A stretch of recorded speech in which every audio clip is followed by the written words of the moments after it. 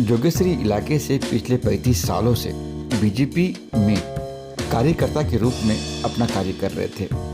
आज वह इस्तीफा दे रहे हैं। उन्होंने बीजेपी राष्ट्रीय अध्यक्ष जेपी नड्डा को खत लिखकर यह ज्ञापन भी दे दिया है कि वह अब इस पार्टी से कोई सरोकार नहीं रखेंगे।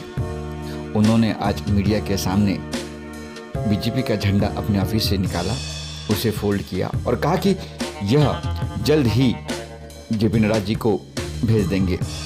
उनका कहना है कि पार्टी पहले जब प्रमोद महाजन, गोपीनाथ मुंडे जी थे तब तक हमने कई कार्य किए, 35 सालों में कोई शिकायत नहीं हुई, लेकिन अब पार्टी में वो बात रही नहीं, वो चीज़ रही नहीं, इसलिए वह पार्टी को छोड़ रहे हैं। अब ये पार्टी, मैं कुछ नहीं कहूँगा, आप खुद ही सुन लीजिए क्या कुछ कहना है संजय बिडिया जी का।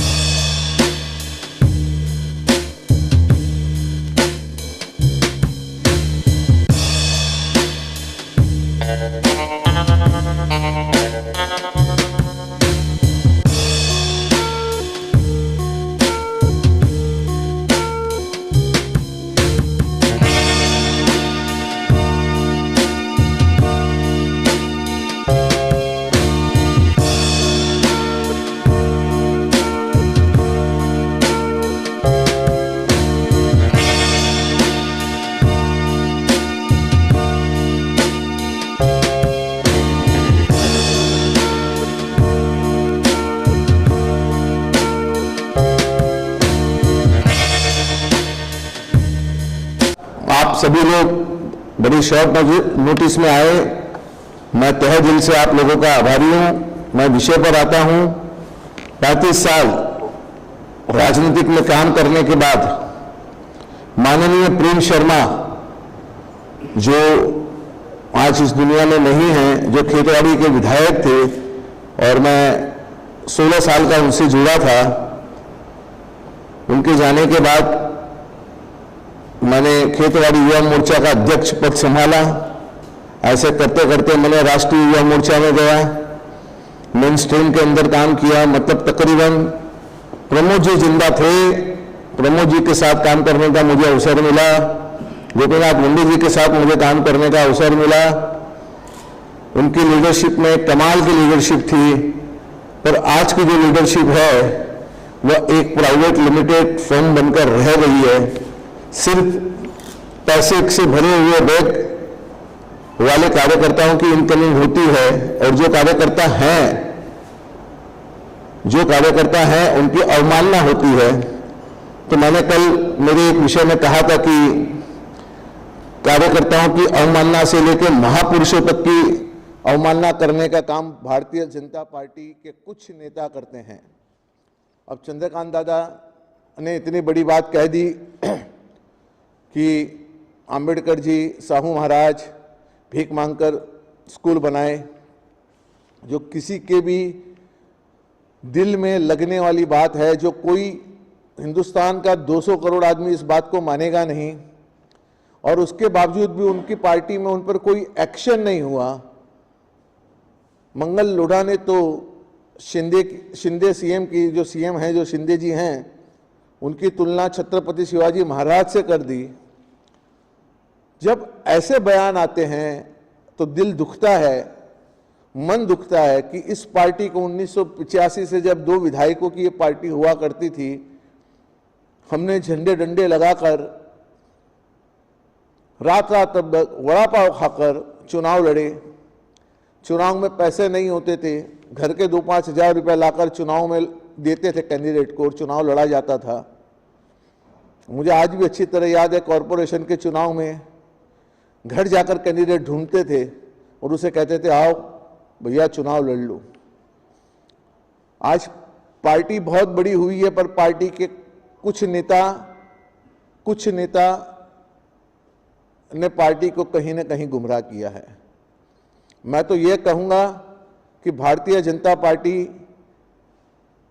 दूसरी कांग्रेस पार्टी है, कांग्रेस के नक्शे कदम पे चलती है, नक्शे कदम पर चल रही है, और इसमें कार्यकर्ताओं की जो अपमान और उन्हें तकलीफ देने का काम मंगल प्रभात लोढ़ा और आशीष शेलार जैसे लोग करते हैं। आशीष भी मेरा कलीग था, लोढ़ा जी मेरे से बहुत 85 के अंदर भारतीय जनता पार्टी में 95 में भारतीय जनता पार्टी में आए, और मैंने उनको डिस्ट्रिक्ट की पॉलिटिक्स और मुंबई की पॉलिटिक्स दिखाई और सिखाई।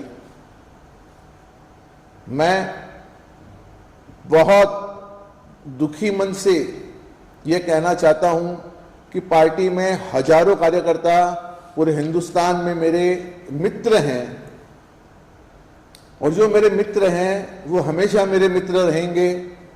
वह कभी भी मुझे याद कर सकते हैं अपने दुख में, अपने सुख में। मैं उनके लिए खड़ा हूं। सिर्फ भारतीय जनता पार्टी की ये नई आइडियोलॉजी से मैं सहमत नहीं हूं, और इसी के कारण आज मैंने नड्डा जी को लेटर देकर मेरा कार्यकर्ता का, जो मुझे 12 साल से ये लोग कहीं साइडलाइन कर रहे हैं, उसकी एक विडंबना लेकर मैंने एक नड्डा जी को पत्र लिखा है, और नड्डा जी से कहा है कि मैं अब कार्यकर्ता के रूप में इस पार्टी में काम नहीं कर सकता, क्योंकि यहां श्वास लेना भारी है। लोढ़ा इतना एरोगेंट हो चुका है, आशीष शेलार इतना एरोगेंट हो चुका है, और उनके आका, लोढ़ा के आका माननीय देवेंद्र फडणवीस तो सिर्फ इनकमिंग पे भरोसा करते हैं। वो सो खोखा ओनली ओके क्या है, वो एक जो स्लोगन है वो उन पर भी कहीं ना कहीं लागू होता है। प्रसाद लाड, राम कदम, कृपा शंकर सिंह, ऐसे कई लोगों को बुलाया जाता है, एमएलसी दी जाती है, विधानसभा के चुनाव की टिकटें दी जाती है, पदाधिकारी बनाए जाते हैं, और जो 35-40 साल से भारतीय जनता पार्टी में जो काम कर रहा है वो आज भी रोड पर घूम रहा है, जो एक कमिटेड कार्यकर्ता है। तो ये सारी बातें हैं, और मैं इस विषय को बहुत लंबा न खींचते हुए, मैं आकाश जरा झंडा दे देना मेरे को, खाली दे दे, बस उतना ही कर, झंडा निकाल दे। और मैं आज से इस पार्टी से मेरे सारे नाते तोड़ता हूं, और सारे नाते तोड़ता हूं। मैं आगे की मेरी जो भी राजनीतिक होगी वो मैं आपको बताऊंगा। मेरे को दे दे। तो सर पार्टी के विचारधारा से एक मिनट मैं इसके बाद मेरे जो दोस्त हैं वो हमेशा मेरे लिए वेलकम रहेंगे, जो पार्टी के अंदर हैं, और सबसे ज्यादा संघ परिवार। इसके बाद भी संघ परिवार मुझे जहां बुलाता था, और जब भी बुलाएगा तो मैं आऊंगा। और संघ परिवार को छोड़ने का भी मुझे बहुत दुख है। दुख इसी बात का है कि आप ऊपर के नेताओं को आप सेव करते हैं और कार्यकर्ताओं का ध्यान नहीं रखते। इसलिए झंडा मैं आज पैक कर रहा हूं, और यह झंडा मैं तुरंत नड्डा जी को कुरियर कर दूंगा। अब इस झंडे से मेरा कोई वास्ता नहीं रहेगा। 35 साल मुझे इस पार्टी में हुए, मुझे आज बड़ा दुख हो रहा है, पर मैं बहुत खुशी भी महसूस कर रहा हूं कि आज के बाद बहुत मैं आजाद हूं। अब बड़े बड़े नेताओं के प्रेशर में मुझे नहीं रहना पड़ेगा। मेरा विषय समाप्त है। आप कुछ पूछना चाहते हैं तो पूछ लीजिए। मैं वही पूछने की विचारधारा से नाराज है या कुछ व्यक्ति विशेष के लोगों से नाराज? व्यक्ति विशेष पहले नंबर पर आते हैं मंगल प्रभात लोढ़ा, आशीष शेलार और उनके आका देवेंद्र फडणवीस। इनकी जो रवैया है काम करने का, कार्यकर्ताओं को कुचलने का, और कहीं ना कहीं पार्टी ने अपनी आइडियोलॉजी भी बदली है। जहां हुए बलिदान मुखर्जी वो कश्मीर हमारा है, हम ये स्लोगन दे देकर बड़े हुए और उसी कश्मीर में जाकर उन्होंने अलायंस कर लिया। तो महबूबा मुफ्ती से जो अलायंस हुआ, जो कल तक उनको गालियां देती थी, ये उनको गालियां देते थे और राजनीतिक समीकरण ऐसे बने कि उन्होंने जाकर सत्ता बना ली। तो मैं इन सब बातों से बड़ा नाराज था और इसी के लिए मैंने पार्टी छोड़ी है। Thank you. एक अब आगे भविष्य में क्या योजना है, किस तरह से कहाँ? आपने बहुत अच्छा सवाल पूछा कि भविष्य के अंदर मैं बहुत जल्दी खुलासा करूंगा। और मुझे महाराष्ट्र की 2-3 राजनीतिक पार्टी निरंतर मुझे कॉल कर रही थी, कुछ नेताओं ने मुझे बुलाया था मिलने के लिए, पर मेरा और उनका स्वभाव भी जमता नहीं है। मेरा स्वभाव बहुत सीधे सीधे है। मैं पॉलिटिशियन नहीं हूं, मैं लीडर हूं। मैं लीड कर सकता हूं कोई सब्जेक्ट को, मैं भूल भुलैया नहीं कर सकता, किसी के साथ झूठ नहीं बोल सकता, कोई कार्यकर्ताओं को झूठे आश्वासन नहीं दे सकता। तो मैं वो जो पार्टियों ने जो मुझे बुलाया है तो उनको भी मैंने मना कर दिया है। पर आगे की 1-2 दिन के अंदर हम जो भी हमारी रणनीति है हम आपको बताएंगे। अभी मौजूदा अगर महाराष्ट्र की बात की जाए तो यहाँ पे कौन से मुद्दे हैं जिनको लेकर, इसलिए राजनीति तो करनी है आपको, तो जाहिर मुद्दे भी होंगे। नहीं, बहुत आपने सही फरमाया कि ये लव जिहाद, ये हिंदू मुस्लिम, ये बहुत पुराना जुमला हो चुका है। आज का युवा नौकरी चाहता है, आज का युवा अपने घर में 2 टाइम की इज्जत से रोटी चाहता है, आज का युवा अपने परिवार में अपने बच्चे को अच्छी शिक्षा दें वो चाहता है। आप ये देखिए पिछले 70 सालों के अंदर अगर प्रधानमंत्री नरेंद्र मोदी ये कह रहे हैं कि हम देश के 80% लोगों को अनाज की किट भेज रहे हैं, तो आज ये भी वो सिर्फ अनाज की किट पर ही जिंदा है, ना पढ़ाई है, ना रोजगार है, ना आगे जाने का उनको कोई अवसर है। तो मेरी तो आगे की रणनीति यही होगी कि विकास, पढ़ाई लिखाई, ये मेरी आगे की रणनीति होगी और हम इस पर राजनीति करेंगे। और बाकी आगे इनके जैसे मूवमेंट होंगे।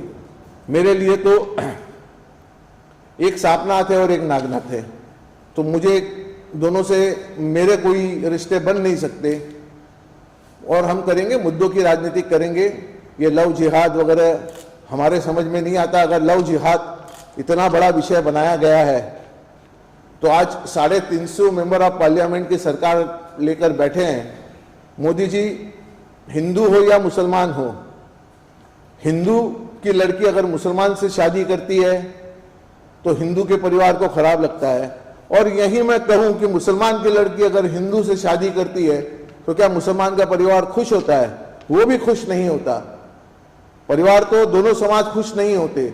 जब दोनों समाज खुश नहीं होते तो आप एक कानून बना लीजिए। इतने कानून आपने धारा 370 बनाया, ये बनाया, वो बनाया कि हिंदू और मुसलमान में शादी नहीं हो सकती। आप एक कानून क्यों नहीं बना लेते?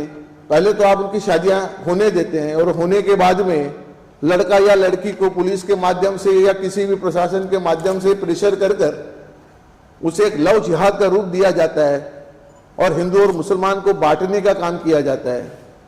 मैं गर्व से कहता हूं मैं हिंदू हूं, पर मैं कोई एंटी मुस्लिम भी नहीं।